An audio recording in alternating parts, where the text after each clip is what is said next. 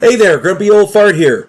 Be sure to check me out over on Rumble. There you'll find all of my stuff from YouTube, plus my political and social commentary and weekly current events, which YouTube frowns on. Links to my Rumble channel as well as my other YouTube channels and links to let you order my books are in the description of this video. If you enjoy my content, please like, subscribe, share, and comment. I welcome your comments, even if you disagree with me. Now, on with the video. Hey there, Grumpy Old Fart here. I'm doing a Recon the Role-Playing Game story. I'm titling this one The Witch Hunt. I was playing in my friend Larry's Recon game years ago. Larry was an excellent player, great dungeon master, great game master, great mission director. He really knew the game well. His games were imaginative and well thought out, and more so, they were just fun. Our group had been contracted to hunt down a Mexican cartel leader who seemed to be invisible and untouchable. Feds have to obey rules. Mercenaries do not. So out of desperation, an agent of the U.S. government hired us to go after this guy. Now, being mercenaries, we don't think in terms of legalities. We think in terms of getting the job done. We think outside the box, and our thing is we're going to get this guy. So we began tracing this kingpin through his mules and his other operatives, the dealers and like that. Many of his operatives thought they were tough.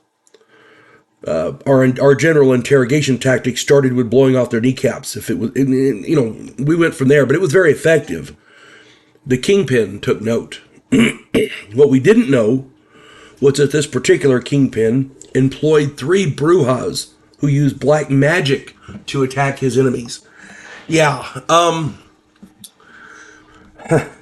Larry was very imaginative, and he brought this to the game in a way that was not as unreasonable as it could have been. He made the game fun, but he also grounded it in logic, if that makes sense. For those of you who don't know, a Bruja is a witch. 2 of our player characters died, and a 3rd was hospitalized during the course of this situation, once the Brujas got involved. 1 died from a rare snake bite, which wasn't indigenous to the area. 1 died by being struck by lightning. 1 was hospitalized by a heart attack. Young, healthy people with heart attacks, yes. At that point, we knew something was up.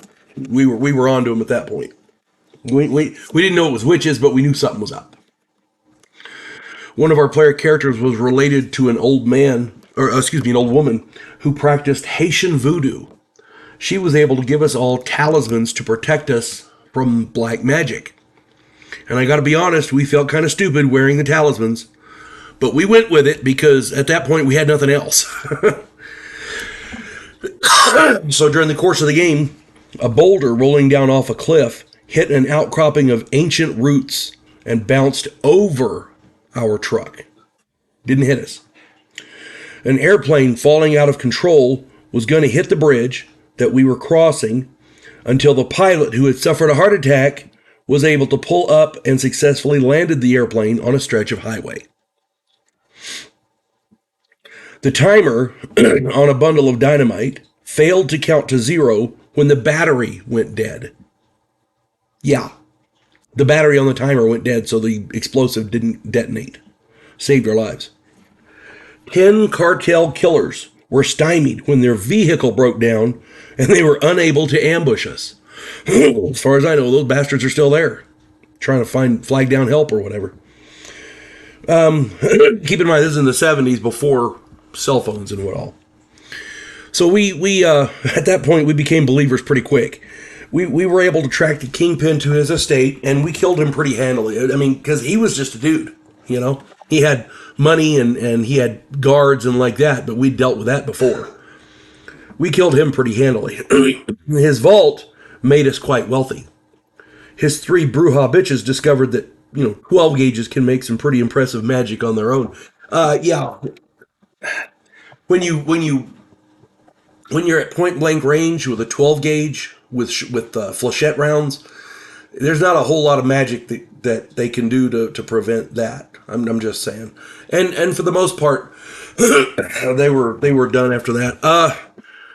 We we went and collected our pay from Mr. Government Agent on top of what we got from the guy's vaults, and that was a fun mission. Larry runs really good games. I wish I could still game with him. I don't even know where he is. I think he moved to Arizona or something. At any rate, I hope you enjoyed this story. Hope everybody had fun and enjoyed it, and I hope everybody has a really great day. God bless one and all. There is a house in New Orleans where the monsters all hang out. When the police detective, who happens to be a skinwalker squirrel, uncovers a plot by a paranormal perpetrator, he has to enlist the aid of his fellow housemates.